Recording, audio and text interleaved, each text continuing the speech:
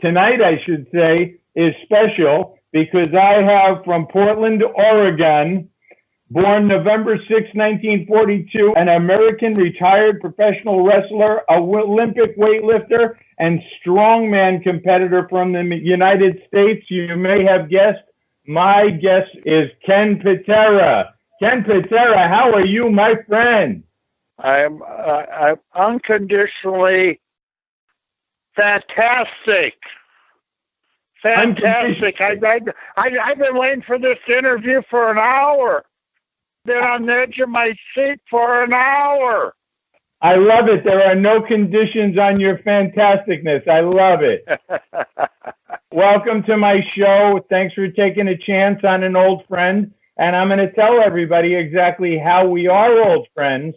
About 20 years ago, I was hired to train an actor named Michael Rappaport. He is one of the most successful podcasts in America called I Am Rappaport. Go listen to it. It's terrific. I remember him. He was a skinny, redheaded guy, about 6'2", and his bones were sticking out of his flesh. Right. Well, what happened was they came to me to make him a wrestler. I was a personal trainer at the time, and they came to me, and they come at me with this 186-pound Jewish kid from Brooklyn, and they said he's got to be a professional wrestler. So I bulked him up to 233. We went to Minnesota. We worked all summer, and you were the wrestling consultant on the show. So the very first day in Minnesota, we met, and you and I hit it off terrifically. You showed him how to lock up. You showed him a couple of moves, and then you and I started hanging out. We started laughing our asses off because you tell great stories. Right, I remember that. You were the guy that I got drunk with every day for 20 days. No, I'm sober 31 years. I'm sober 31 years, so I assure you that wasn't me. But maybe, Ken, you were just drunk enough to think it was me. So I'm cool with that. Yeah, there you go. I was drunk every day on that shoot. I spent more money on booze than I made. How's that sound? You guys paid shit. Yeah, it was an independent production. I can't remember the budget, but it couldn't have been more than about $2.5 million. And the movie turned out a slight disaster. Originally, it was going to be a Coen Brothers film, but the Coen Brothers gave it to their storyboard artist to direct named J. Todd Anderson, and he and I didn't get along from the get-go, and it turned out to be a fucking disaster. I could tell during the shoot that it was going to be a disaster. Now, you said the Coen Brothers that just went to jail? No, I'm talking about the Coen Brothers who did the movie Fargo, right in your backyard. Oh, those guys. Okay, they're all right. So it was going to be a Coen Brothers film, and then they decided at the last minute they had something else to do, so they gave this great script to this new director, and he sucked. He was terrible. He didn't like me because I was a single guy on the set, and I was acting like a single guy, you know? And I'm getting some action, and he just resented me the whole time. And I'm one of the guys who made the movie. I'm the guy who put 35 pounds of muscle on his jaw, you know? Yeah, right. Yeah. But what's that Rappaport? Did he ever turn out? I know it's been 30 years, but... He's done about 80 films and a lot of TV shows. He's made a lot of money. He lives very good. Yeah. We don't talk anymore. It's like anybody who was on that film doesn't talk anymore. I don't know why. Me and him were good friends at one point. There was a little misunderstanding. And now he's got one of the most successful podcasts in the world. I mean, hundreds and hundreds of thousands listen to him every day. He's in Cleveland now getting ready with his broom for the Cleveland Cavaliers to get swept by the Golden. Oh, they're going to get swept too. Yeah, King James isn't doing real good. but he's up against it, bro. He's up against it. So how are you doing these days? You're 75 now, but you're still this huge guy. How's your... I was going to correct you. I wasn't born in 42. I was born in 43. So I'm 74. See? That's one thing. Yeah. get to be our age. You don't want an extra year, man. Yeah, right? everybody's fucking with your head. Yeah, no, but I'm doing good. I just turned 60, and when you turn 60, you start.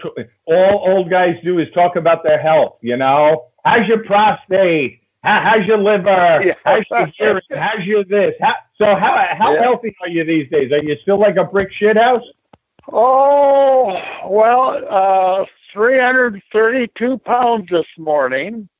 Down from 352. Good job. So yeah, I'm down 20 pounds. Unfortunately, 2 weeks ago I was down to 318. So now I'm headed north again. Yeah, you're a big dude, man. You're a big dude. You can handle it. One of the first things I want to talk to you, Ken, is you were a shot putter. It doesn't have in feet how far you threw the shot, but it has that you threw 20.10 meters, which has got to be a 16-pound shot put. You had to throw that baby about 64, 65 feet. It was 65, 10 and a half officially, and I had 4 puts at the Olympic trials that were 21 meters. And that was 69 something. I never threw 70 feet, but it was close. And unfortunately, I injured myself 2 days before the finals in 1968. I wound up 4th. I got beat by a 1/4 inch. Do you remember the guy's name who beat you by a 1/4 inch? Dave Maggart. He wound up being athletic director at University of California, Berkeley. Gotcha. And you went into wrestling. Well, no, not at that time. I said, fuck the shot put. Being the world's strongest man's more important to me than being the best shot putter in the world. You were part of the very first strongman competition, if I'm not mistaken. Oh, yeah, that was way after I was done competing in weightlifting, though. I finished up the 72 Olympic Games as super heavyweight weightlifter in 1972, and that World's Strongest Men contest was in 77. So, yeah, five years after I retired from weightlifting. Yeah, I wasn't even in shape for that. I was wrestling every day in the WWF, traveling, flying, drinking, which that was actually my favorite thing to do, was to drink with Andre the Giant and all the rest of the alcoholics, Don Morocco and Jimmy Snuka, my friends from the islands. So, yeah, I wasn't in good shape for that World's Strongest Men contest. And you still finished 3rd. Yeah, well, the only reason I did this, honest to God truth, I don't have to make this story up. A good friend of mine that got the contract to do that was Harold Connolly. He was from Long Island, New York, and he was an English teacher out in Southern California. And he called me and begged me to do the damn thing. I said, Harold, I haven't lifted heavy weights in 5 years. I've been wrestling. Well, I know. But you're the only one that has the name recognition, the face recognition, because of the WWF. See, he grew up in Long Island, New York, and the main arena for WWF then was Madison Square Garden. So I was on TV 2, 3, 4 times a week. Well, in that area, let's see, there was like 78 million people saw me on TV every week for years. And so, I had a huge following. And I says, well, And he knew that. That's why he called me to do it. I was the first one he called. You know, he didn't care about the other guys. He wanted me. So I told him, I said, Harold, I'll do it for you. I knew Harold from, you know, back in the 60s. And I told him, I said, okay, I'll do it. But don't think that I'm going to win the thing, you know, because I'm not. I'm not in shape. And, you know, I've been out of that heavy lifting for years. And he said, no, I understand. Will you do it? I said, for you, Harold, I will. And that's how that whole thing came about. Did they give you a lot of money? Oh, millions. Oh, the residual for, you know, 400,000 or 500,000 a year. You know, God, you kidding me? You're funny, bro. Fucking nothing. Now, when you $5,600. Jesus Christ, yeah, but in 1970 or 73, for whatever, that's still a significant amount of money. You know, that'll pay a few months of the mortgage. Yeah, we didn't have any contractual agreements or anything with people that did that stuff. Nowadays, it's entirely different, of course. But, you know, back in 77, 78, there was nothing like that. You worked for a flat fee. So when you went to Madison Square Garden and did the shows, did you stay in New York City or did you take a car back to the Howard Johnsons at Newark Airport to get fucked up? No. I stay at the Howard Johnsons up on 8th Avenue. Oh, okay. Yeah. You remember where Frank Sinatra used to hang out over there? What was the name of that place? Chili's or Chili's, absolutely, Chili's. Chili's. I lived right across the street from them at the Howard Johnsons. Did you ever lay, or better yet, did Frank Sinatra ever lay his eyes on you? Frank and his buddies always had the room in the back. Right. And I said, not very many people in here. You know, it was only 8 o'clock at night. I only went in there one time just to see what the place was like. And he says, yeah, Frank Sinatra and his friends always occupied the back room there. And I said, Frank Sinatra? He says, yeah. He says, you want to meet him? And the bartender was the owner. And I said, not really. I mean, I don't want to interrupt their fun or anything. And then the next week, Bruno and Larry Zabisco met Frank back there. Well, Bruno was good friends with Frank. And Zabisco was telling me, yeah, all those Dagos were telling Polish jokes. So I told a Dago joke, and you can hear a pin drop. Oh, my God. Yeah. Oh, my God. Yeah, Bruno looked at him. Larry, shut up. That's hysterical. Yeah.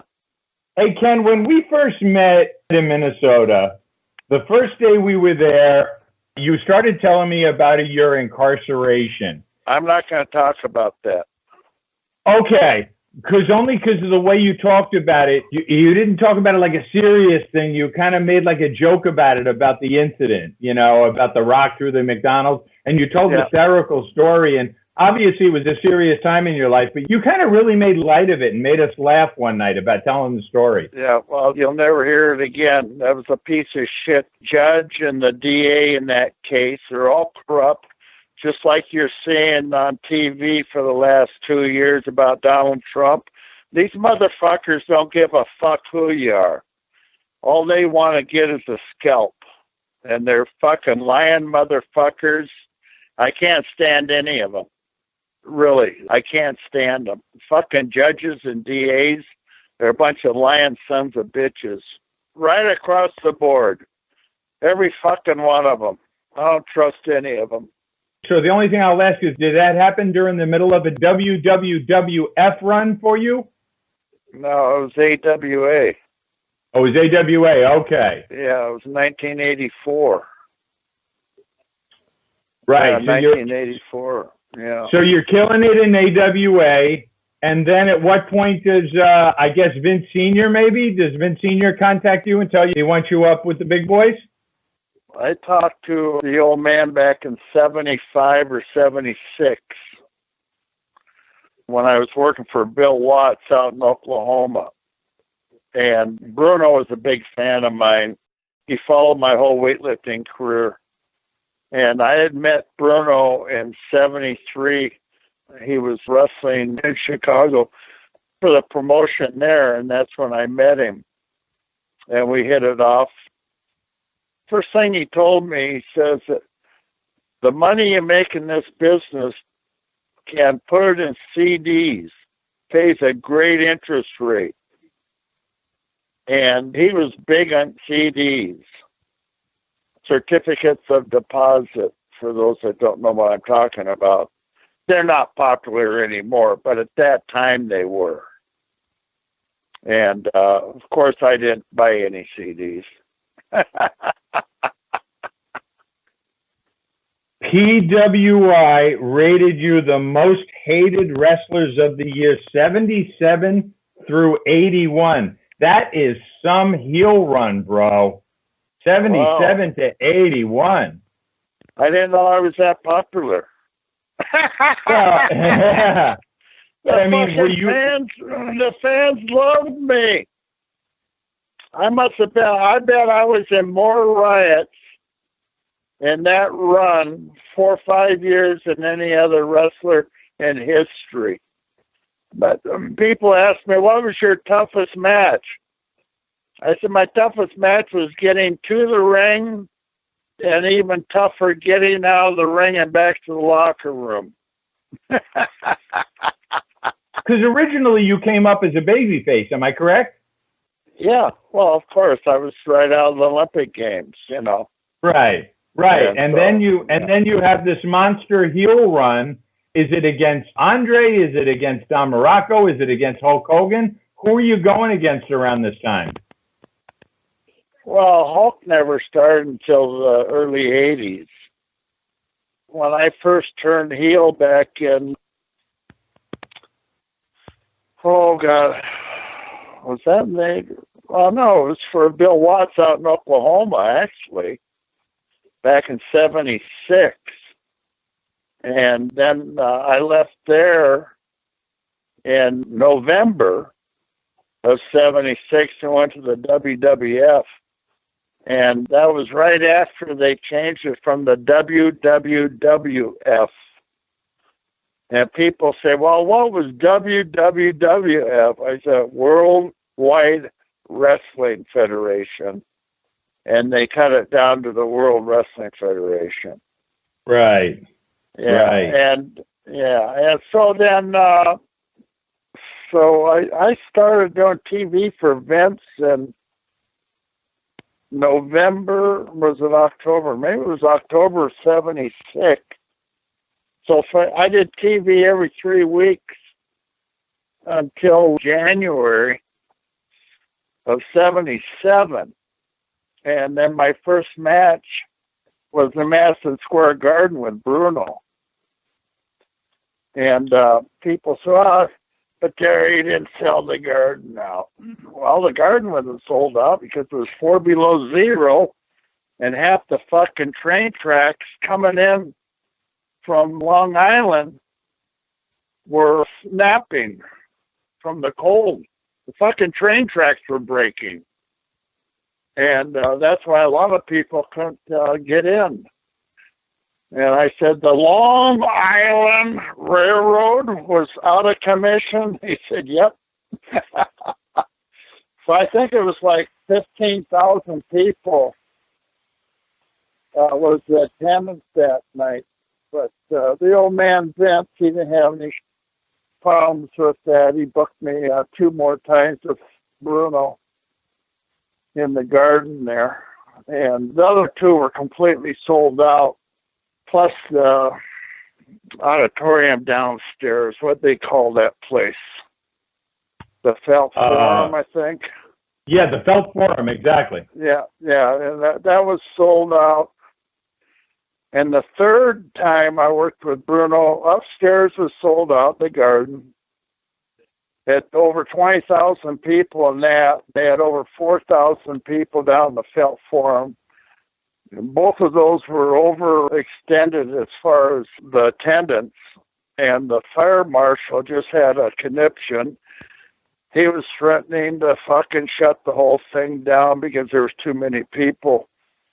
Anyway, that record was like almost 25,000 people altogether.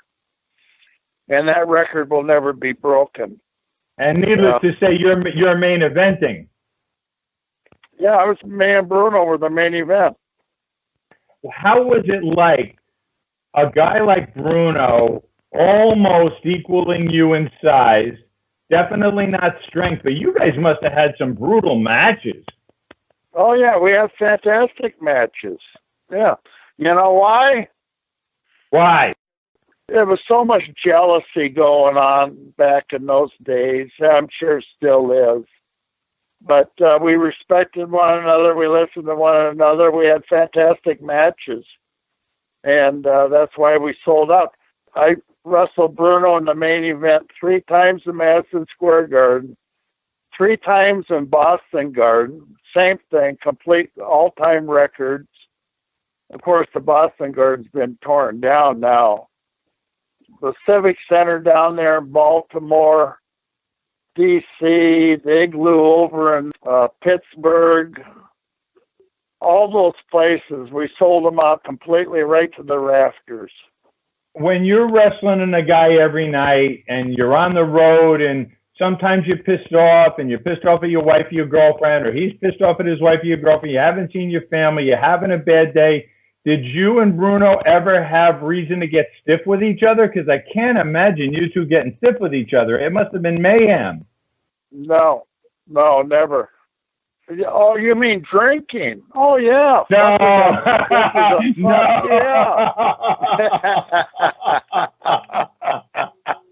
For anybody who's listening, getting stiff in the old days, that's like old time talk. When my dad used to say that when a kid, he goes, hey kid, you're a little stiff today, huh? I say, yeah, Dad, I'm a little fucked up.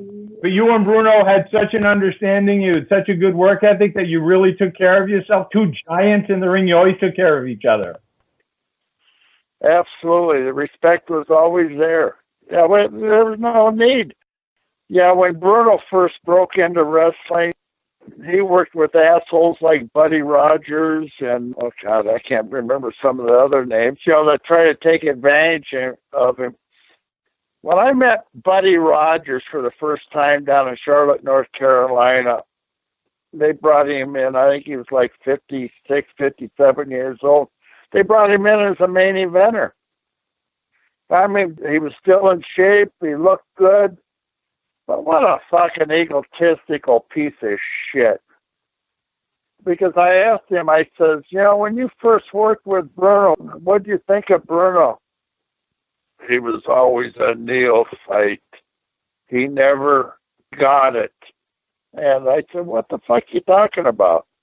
Didn't get it. I said, fuck, they had the belt for like 15, 16 years. Yeah, but he just never got it. He's still a neophyte to me. I said, what a fucking arrogant prick. Anyway, after he told me that, I avoided the guy. I had nothing to do with him. Of course, Ric Flair loved the guy because he was the original Nature Boy. And I always told Rick and I lived about a block away from each other down there in Charlotte. I said, Rick, I just don't like that prick. Why not? And I told him. He said that about Bruno? I says, yeah. He said, well, he should have never said that. And I says, I know. That's why I don't like him. Fuck him. Yeah. So you're mentioning guys who are like around, you're main eventing with Bruno every night, and that there's a bunch of jealous pricks around. Who are the jealous pricks?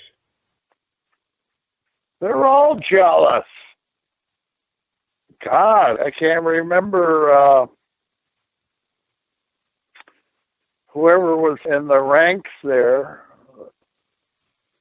I'm just drawing a blank right now. That's all right. But it was some of the tag teams, some of the guys, I don't know, I'll throw out a couple of names. Morocco, Big John Stud, Andre, anybody like that? Stud thought he was a fucking giant. We were tag team partners for a while. And that fucking prick legitimately thought he was the world's strongest wrestler because Vince McMahon told him. I said, John, we're in the fucking ring together. I'm taking all the fucking bumps, and you don't even go off your feet. Well, I'm a giant. You're a giant? I said, fuck you. It was just pathetic. John was such a sweetheart of a guy, I couldn't really get mad at him. He idolized Andre so much. I mean, I think he would have given Andre a blowjob. Andre wasn't a big fan of his, if I'm not mistaken. Not really. But Stud just idolized him. He was consumed with being a giant. When I first met John, I met him down in Atlanta, Georgia. He was 6'8". Skinny as a rail. I don't think he weighed more than 220 pounds, 230 pounds.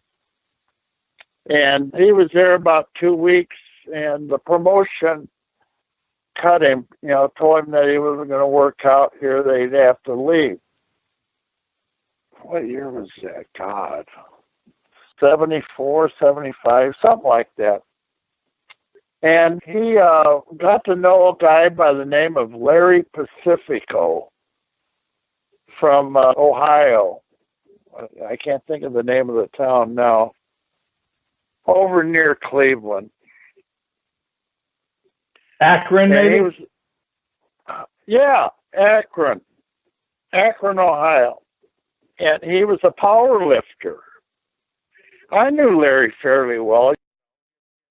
He wasn't an Olympic lifter, but he was setting all kinds of world records for his weight class in powerlifting.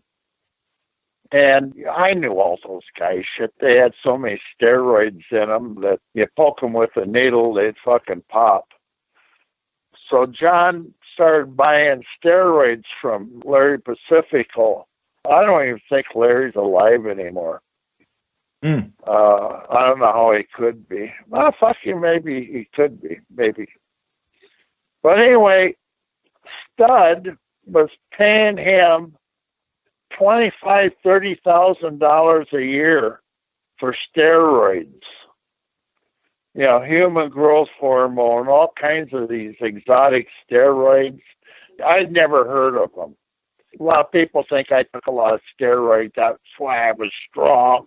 I said, no, wrongo bongo. I was naturally strong. And I took a few steroids, but I took them under a doctor's supervision, not like Hulk Hogan and Ultimate Warrior and Davey Boy Smith and all those other guys. They took theirs under the direction of Vince McMahon. Stud went from 260 pounds, 6'8", to almost 370 pounds, 6'11.5". This is when he was already a grown man. Wow. People wonder why he died. Fuck. You can't put that much stress on your body and your internal organs and expect to fucking live. I felt sorry for his wife and his children. He had a couple kids. His wife was really nice. They lived right outside of Washington, D.C. She had a big-time job. She worked for some airline, not one particular airline, but the airline administration or something like that. But she made big bucks. And he just threw it all away. I told him, I said, John, if I can finally struggle to get over that top rope, because they always had to throw the leg over the top rope like Andre the Giant, because he was a giant now. And within 30 seconds, he'd turn purple. I mean, purple. His whole fucking body. his body was starved of oxygen because he had so many steroids in him. His circulatory system didn't function. I said, John, I hate to tell you this, you're killing yourself. No, what are you talking about? I said, Jesus Christ, you get in the fucking ring and after a minute, you turn purple. I said, don't you get it? But he was so absorbed in his brain that he was a giant. And he couldn't accept it. So, Ken, some of these guys came up only in wrestling. You were an actual athlete, a professional athlete from a professional athlete family. Were you kind of even though you talk about your drinking and stuff, a lot of times were you the voice of reason that these guys would come to and say, what am I doing? How am I lifting? How am I wrestling? Were you kind of like a go-to guy for a lot of these guys? I mean, you were well respected. Absolutely. I'll tell you some stories. Davey Boy Smith and Dynamite Kid and the Rizzo Brothers, Ultimate Warrior, Brutus the Barber Beefcake, they were pumping so much shit in their ass. One day I walked in the Nassau Coliseum, Long Island, New York. I get there about 6 o'clock. The show didn't start till 8. And there were a bunch of guys already in the locker room.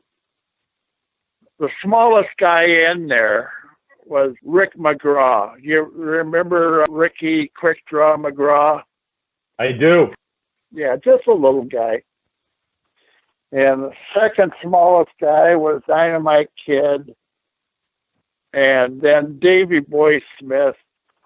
I think even Don Morocco was there. There were about 10, 12 of us in there. Bruce the Barber and Davey Boy Smith had these little duffel bags. And you would take incidentals to the gym or whatever.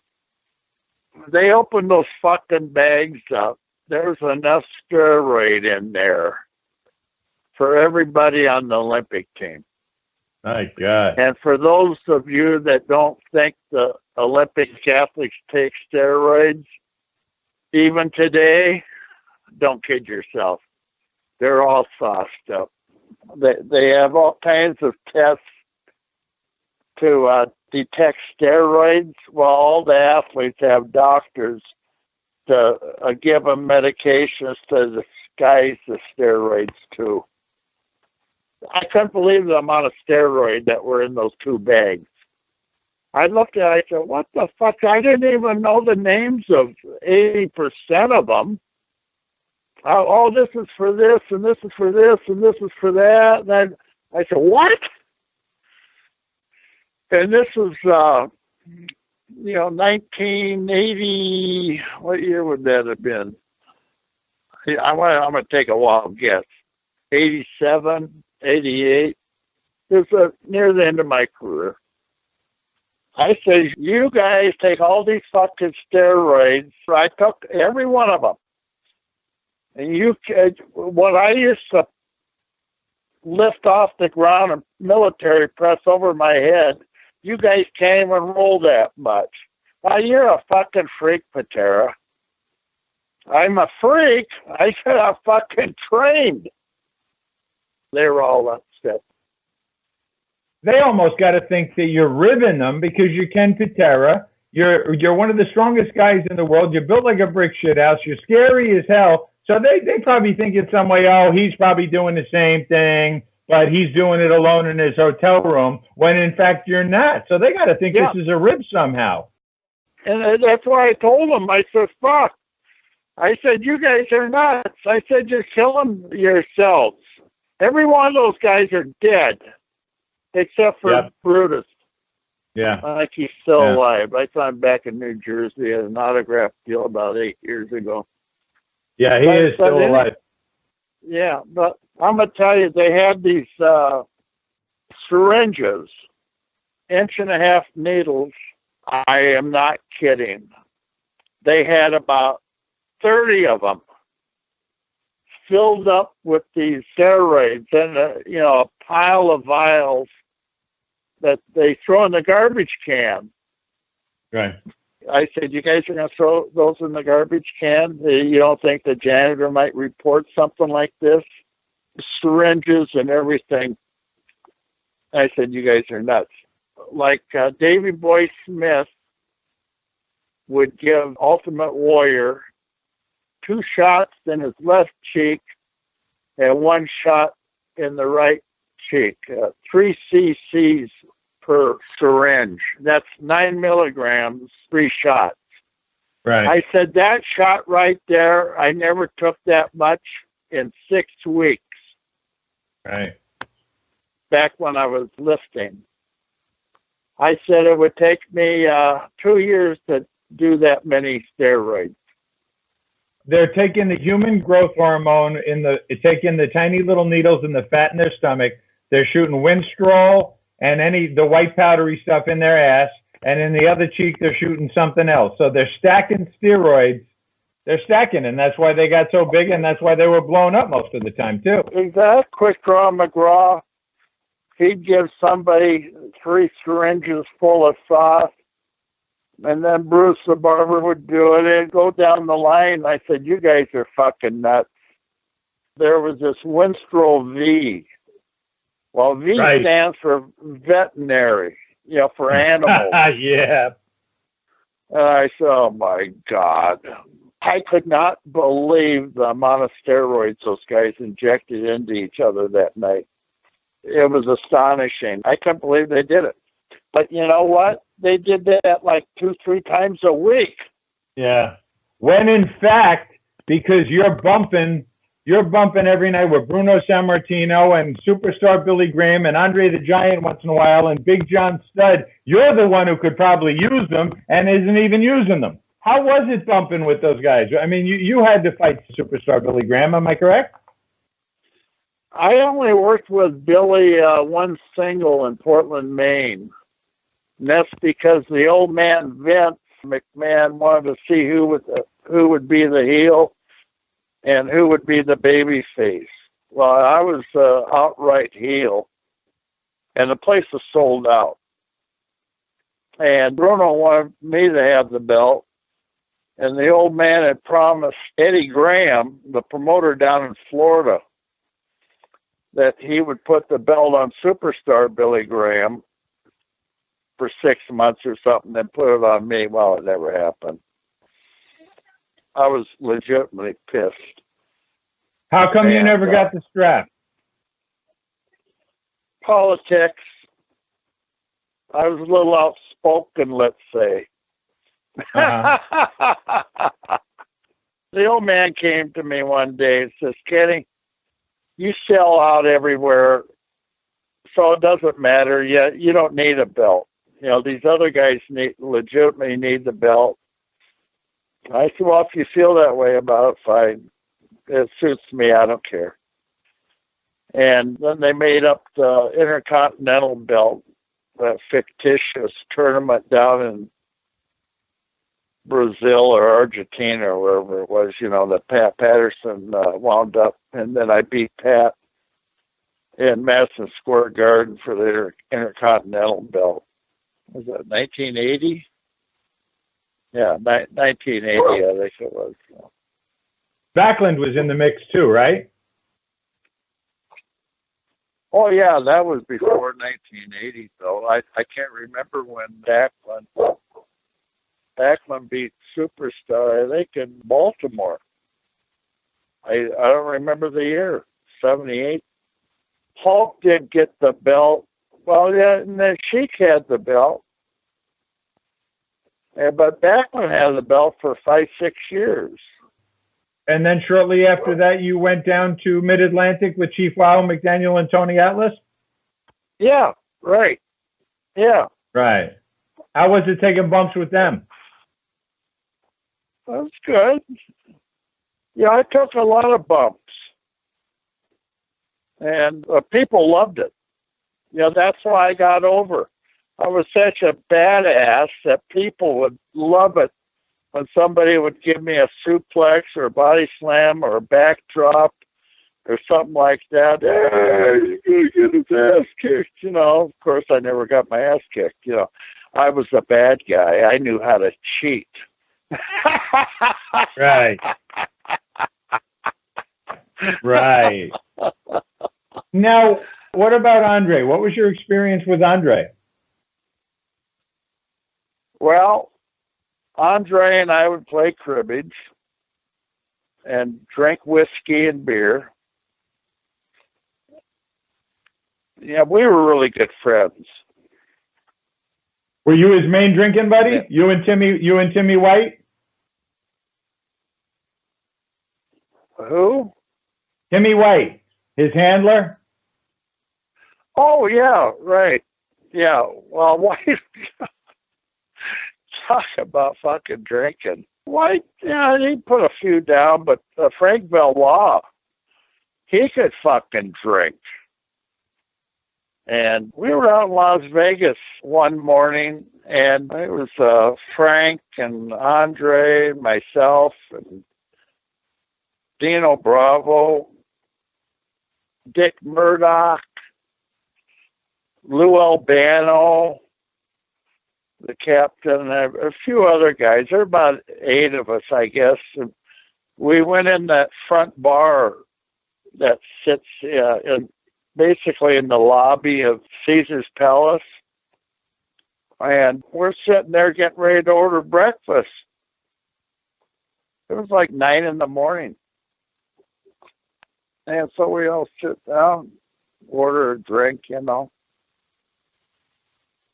That fucking Dick Murdoch, he pipes up, Andre, I can drink more beer than you can in an hour. Uh-oh. Yeah, Andre's sitting there. Really? Okay. I said, Dick, what are you trying to fucking start? You know, why don't you shut your fucking mouth? No, I'm serious. I said, okay, Captain America. So we start with the Miller Lights. And after about 5 or 6, special event manager for Caesar's Palace, that's the guy that overlooked all the car racing and the circus and boxing matches and all that shit that they have there. A real nice guy. He used to give us rooms just for the price of the tax. And back in those days, taxes were like $16 a day. So we'd get these 2-room suites for $16. Unbelievable. And so he was a huge wrestling fan. So he told the barkeep, he said, well, these guys are going to have a drinking contest. So get some plastic bucket. Back in those days, the slot machines had coins, and people would put all their coins in the white plastic buckets. So he got 7 or 8, and he put our names on the buckets. You know, Andre, Dino Bravo was there, Frank, Dick, and so on and so forth. So every time one of us would order a beer, a Miller Lite, he'd throw the bottle cap in the appropriate bucket. After an hour, Dick had drank maybe 10 beers. Fucking Andre fucking drank 20 or 22 beers already in an hour. They drank damn near a case the first fucking hour. And so Dick says, well, Andre, I think you beat me. I said, Dick, shut up.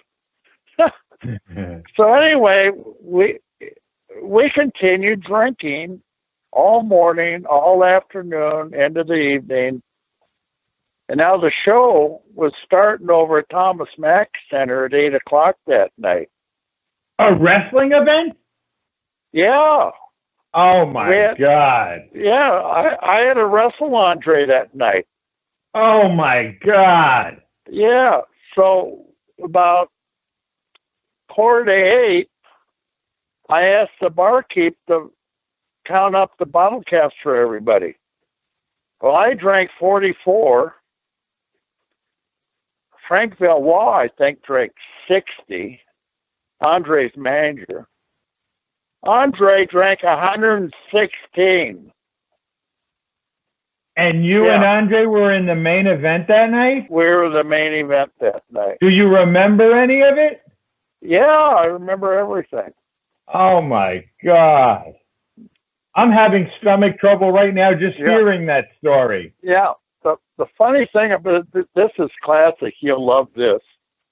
So we all pile in the van, and the driver took us all over to the Thomas Mack Center. Place was sold out, 19,000 people.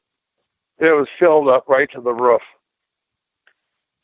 So we walk in the locker room, and about 5 after 8, of course, the show started at 8.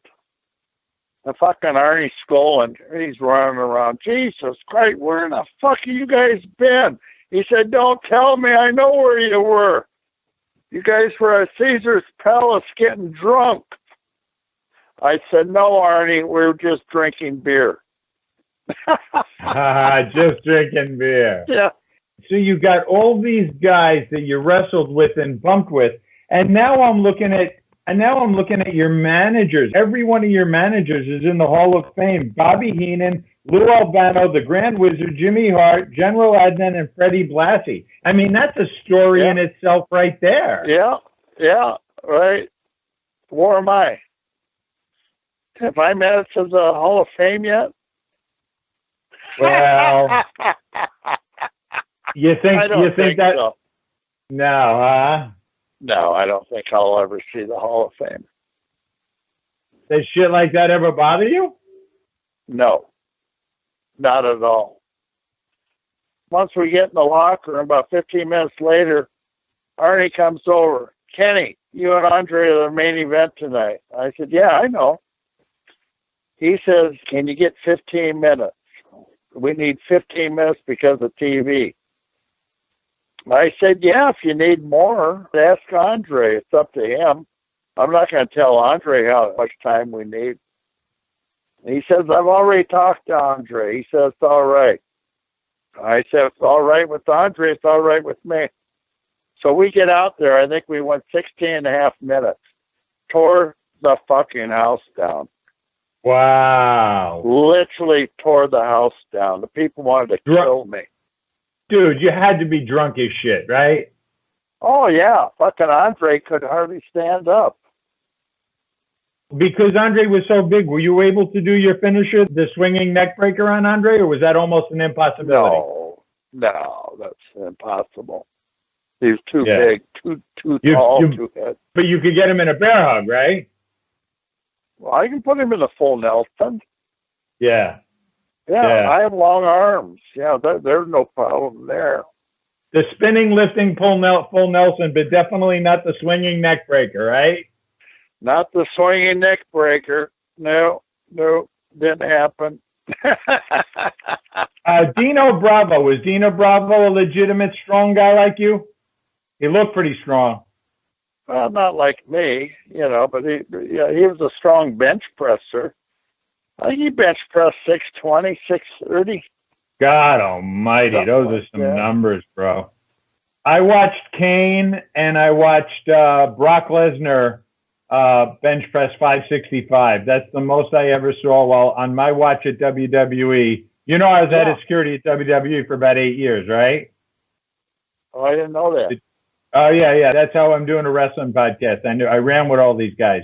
I traveled all around the world with them. As a matter of fact, I'll tell you a story, and you might appreciate this. Speaking of Timmy White, we're coming home from Australia once, and I think we had been on the road. We did so much domestic and then we decided to do all this international stuff, but it was highly choreographed. It wasn't like you guys going out for 35 days and then coming home for 5. And, it was a little more highly choreographed because the product had changed, of course. But me and Timmy, I think me and Timmy had gone across the international date line probably 4 out of 6 weeks. And we're coming home and we're sitting in business class and Timmy's across the aisle from me and everybody's sleeping, everybody's snoring. And I wake up and Timmy's just sitting there drinking his beer. And I said, Timmy, are you okay? He said, Jimmy, I'm so beat up right now, I wouldn't give a fuck if this plane crashed.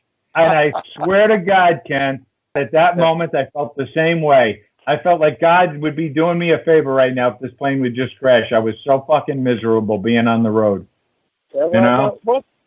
What's Tim White doing now? Timmy was in the documentary for Andre. You know, they had that big documentary on HBO. Yeah. Timmy was in it. Timmy, I think Timmy owns a bar or is involved in a bar, partners in a bar in Providence, Rhode Island. He got unceremoniously cut from the team. I left in 2008. Timmy left a couple of years later. Timmy was such a part of WWE. He was a good guy, really a good guy. Timmy was a great guy, and you must have spent a lot of time with him because you were with Andre. A really sweet guy. Yeah. A lot of those guys are gone. I don't even know half the fucking guys, and it's only 10 years later, bro. Right. It's crazy. Do you keep in touch with anybody? Well, not really. I see him at autograph sessions once or twice a year. Baron von Raschke just lives about 15 minutes south of me, but I never see him. Jimmy Brunzell lives 15 minutes north of me, but I never see him. I had Brian Blair on the other day, Brian Blair, and I tried to. Yeah, I like Brian. Brian's a good guy. He's a sweet guy. We had a great interview together. I was really happy to have him on my show. Yeah, but I've been waiting for you, bro. Yeah. I've been waiting for you. You are one colorful human being. No, that's a bunch of bullshit. Don't believe all those fucking lies people say about Ken Patera. They're all fucking liars. Oh, so you're a terrible human being. I'm horrible. I'm a bad guy. I knew it the whole time. I knew it the whole time you were a terrible guy. Now we had fun. We had fun in Minnesota. You still were this gigantic guy. You were wearing a windbreaker, and you had this big waft of blondish brown hair. And I walked into the gym. I said, "That's fucking Ken Patera, man." Yeah. You're a legend. You're a legend. Did you come to my gym? No. The only gym I went to was a place off the beaten path by the airport called the Lord's Gym. The Lord's Gym. Never heard of it. Yeah, it's kind of like this Christian-based gym over there that sells. I remember those guys. What a bunch of scammers those guys were. Where's your gym? I was over in North St. Paul. Just off of no, I closed it up back in just before 98, end of 97. Got it. Yeah, I was there 9 years. I knew everybody, every member. I had 1,300 members. I knew all the members. I knew their family members. I knew their children. I knew their parents. I knew their grandparents, because they'd all tell me their problems. I was an adult daycare center. Yeah, of course. What's an average day like for legendary Ken Patera these days? Well, I get up at 4:30 every morning and let my dogs out in the backyard so they can go take a shit and piss, and then when they're done with their business, they come in, I feed them, and then the phone starts ringing around 7 a.m., and people start giving me orders for product. And about 9 o'clock, I jump in Super Duty Ford pick-em-up truck and head out on the road to call on customers. I do over-the-road sales for a big company. We manufacture industrial screens. Very cool. For big machinery. Can we be serious for 1 minute? Yeah. You are Ken Patera. And I know you're just a regular Joe in Minnesota now, blah, blah, blah, blah, blah. And you're self-effacing and you're really cool and you don't take yourself real seriously, although you're a very serious man. You have a lot of people who you mean a lot to. You have a lot of fans out there still.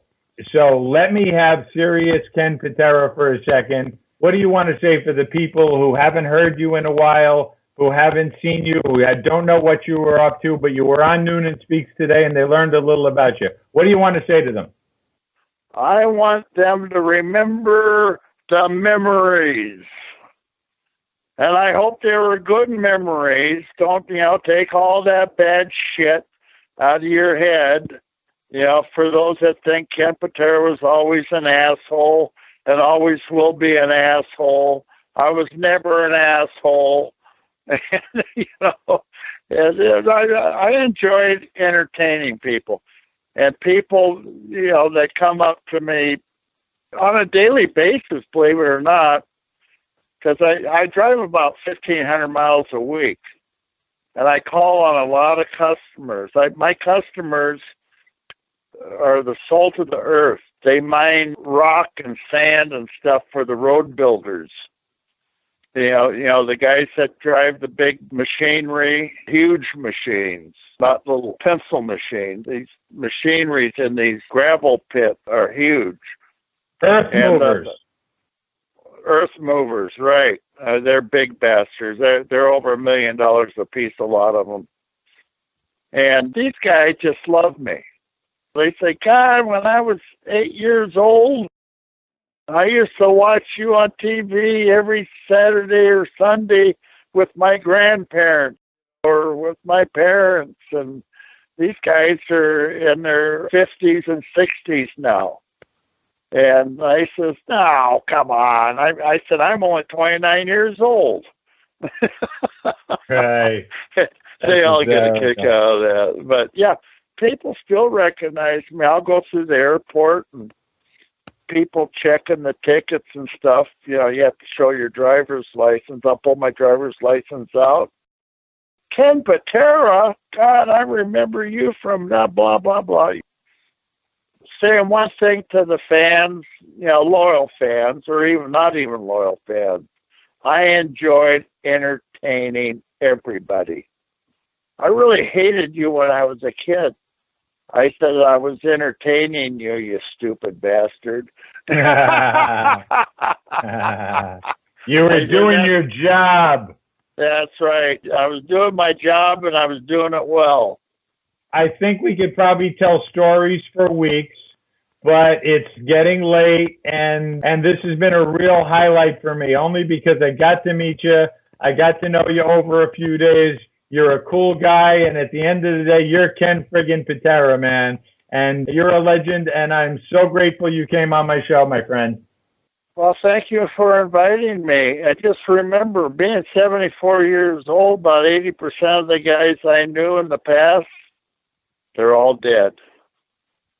Well, I'm coming to see you sometime. I'm still alive. I'm coming to see you. How's that, pal? I'm still alive. Yeah, there you go. Get your ass out here to Minnesota. It would be my pleasure.